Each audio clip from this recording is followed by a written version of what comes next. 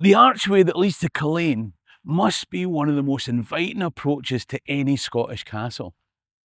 But what the beautifully proportioned view masks are the chaos and dark deeds of the Kennedy clan.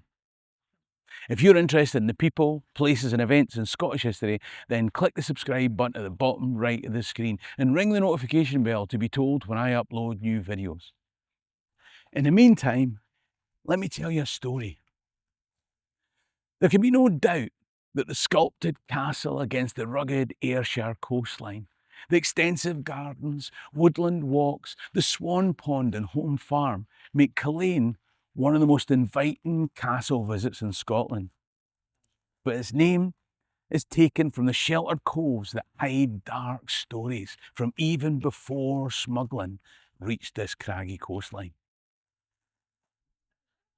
So, who were the Kennedys? They've always been associated with Carrick in Ayrshire. In fact, one time, Carrick would have been part of Galloway, which even at the time of David I's feudalising, Normanising programme was independent rather than part of Scotland. In 1161, Fergus, Lord of Galloway, died, leaving two sons, one of whom killed the other before he himself died. You see, we've not even explained Galloway yet, and already people are getting murdered. Anyway, the fallout was that Carrick split from Galloway, and the son of that murdered brother became the first Earl of Carrick. The second Earl of Carrick was a guy called Niall, who was both Earl and head of the clan. Whilst he had a daughter Marjorie, he had no son, you see. So in 1255, he left her the land and the title, but hived off the clan leadership to his nephew. Ceann, meaning head, and Kinney being the people or the clan. This Ceann Kinney became the first Kennedy, separate from the Earlship of Carrick. Now, it's such an old name that some people might argue that it goes way back to earlier Brythonic times and Canada, who established settlements to hold off the Irish all the way down the coast. But let's not get bogged down. Let's start medieval and get on with the murders. I should say that the last Marjorie, who couldn't be head of the clan, but could pass on the title, passed on the title of Earl of Carrick to her son, Robert the Bruce. Aye, that Robert the Bruce. So, Bruce, what are the dark tales, I hear you ask? Well, we start off with a wee bit of cousin marrying. Now, this might be the time to mention that I'll be bringing my live stand-up show, Scotland Made the World, to Fife.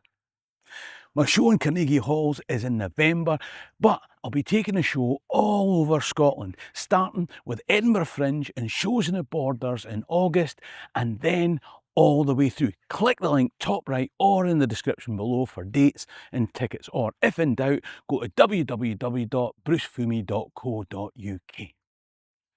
Anyway, the Kennedys are close to the Scottish royal family and the French. During the 100 Years' War between France and England, Hugh Kennedy was part of the Scots army who defended France at the Battle of Beaujeu and fought with Joan of Arc at the Siege of Orleans.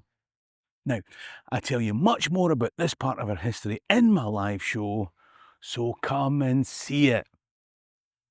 The point is that the Bargany branch of the Kennedys have fleur-de-lis in their coat of arms. You're going to hear much more about the Kennedys of Bargany as we go on, so strap yourselves in. The Casillas branch was the main side with the Earl and all that. Don't worry about the detail, we'll mop up the blood later. The first Earl Casillas was killed at the Battle of Flodden. Then the second Earl was murdered. So the third Earl got his title when he was 12. When he was 13, he signed the death warrant to have the first Protestant martyr, Patrick Hamilton, burned at the stake. When he was older, he spent a bit of time as a diplomat in France helping to negotiate the deal for two bairns, Mary Queen of Scots and Francis the Dauphin of France, to get married. One of the sticking points was that the French wanted their wee boy to have crown matrimonial of Scotland. That meant that he would be the King of Scots rather than just the powerless husband of the Queen of Scots. Now, our man Gilbert Kennedy and the other Scottish negotiators refused. Then, and you'll never believe this, a bunch of them turned up accidentally dead from poisoning. What are the chances? Chalk up another Kennedy assassination. But wait till you hear about the third Earl's laddie. Apparently, Gilbert Kennedy, the fourth Earl, was a very greedy man and cared not how he got land so that he could come by the same. Some of the land that he wanted was held by the Abbey of Glenluce. Well, he thought that it was much better that the title of the land was held by him. But during some tense negotiations, the abbot died. So Gilbert asked one of the monks to forge the handwriting of the abbot. Now, whilst that worked, he was then worried that the monk would talk. So he had one of his peasants run him through. Whilst that worked, now he was worried that the peasant would talk. So he arranged for his uncle, Hugh Kennedy, to accuse the peasant of theft. And he had him hanged. But he didn't stop there. He also wanted the lands of Crossraguel Abbey.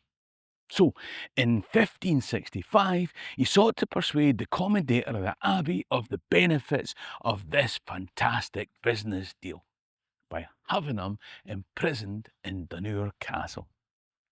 When that didn't work, he thought a better way to persuade him would be to drag him down to the Black Vault and roast him alive on a spit over a fire until he agreed to sign the charters. Now, the Bargany Kennedys might have helped at the start, but this was taking things a wee bit too far.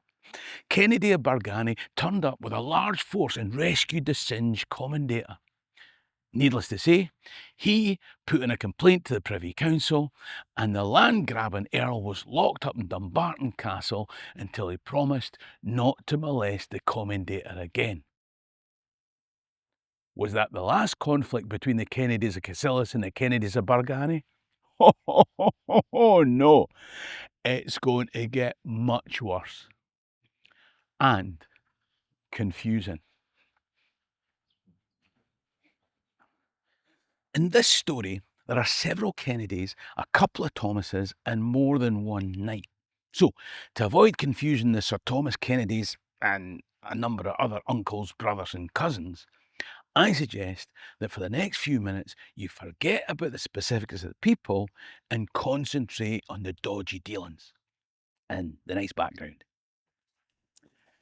But before that, I must tell you about the religious roaster's brother, who was one of the Sir Thomases.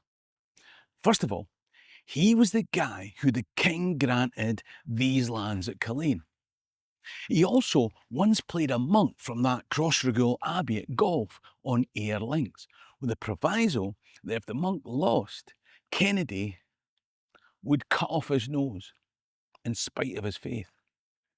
Anyway, in a land dispute between the two sides of the Kennedy family, one uncle accused a nephew of trying to let some men into his tower house and cut his throat. Disgraceful behaviour. The nephew denied this, but swords were drawn and uncle locked up the nephew in his dungeon. Meanwhile, the nephew's brother, who was not just another nephew but also the Earl, thought that he should blow up uncle's house. Now, another uncle, you see my problem? Another uncle said, hold on, that all seems a bit steep. What about the innocent servants and bystanders? Why don't we just kill your cousin instead?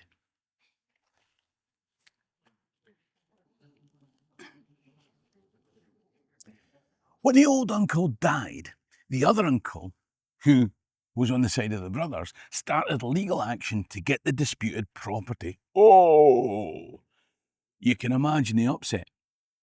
And one of the nephews, who I can't keep track of, conspired with his brother and some other bloke to murder one of his uncles on New Year's Day.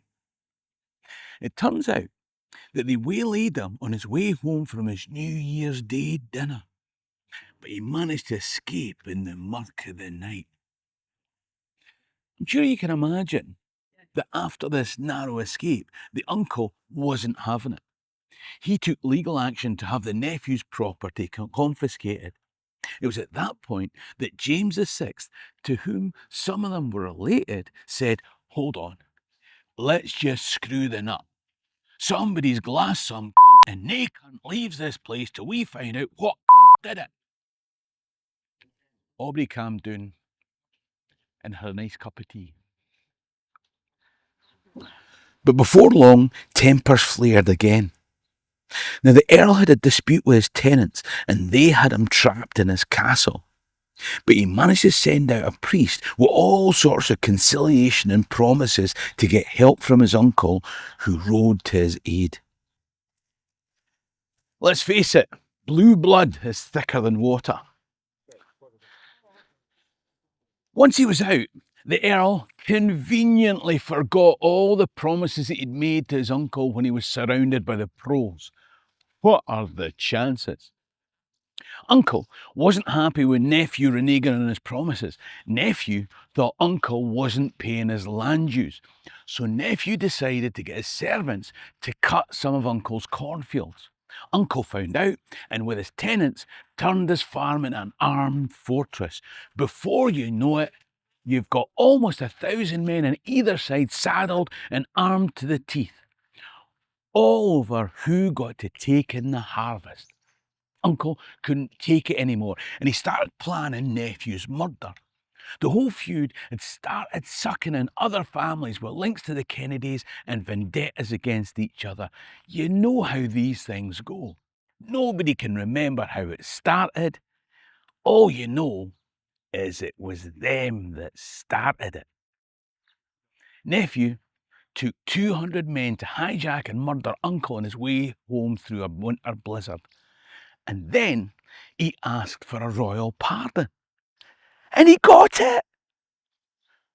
"Ah, yes, your highness, I know you asked for a truce, but what's a murder or two between family?" Well, uncle's wife thought a murder or two between family was a bit of an issue. And the following spring, she sent some of her mob to murder somebody on the way home from somewhere. For the next 5 years, there was violence and counter-violence between people. And somebody started and somebody else sought revenge, and the whole feud finally came to an end when Thomas Dalrymple, whose connection I can't even remember, was brutally murdered by some hangers-oners who I haven't yet mentioned. And those two were hanged in Edinburgh in 1611, and the Bargany Kennedys died out, and the Hamiltons took over. And I suppose what I'm saying is that family disputes can get out of hand, Kennedy assassinations are nothing new, and you should come and visit Culzean Castle. If you do, you'll discover a wonderful coastline, beautiful gardens, woodland walks, the Swan Pond, loads of stories I haven't even told you, and a nice cream scone. It's a wonderful way to spend a day. Now you know I've made other videos about ways to spend a day in our glorious country, and there's one coming up on screen now. Support the channel by clicking top right to become a Patreon member, or buy me a coffee in the description below. In the meantime, ha' mi an dóchas gún bíal am alley. Sherry and Drast.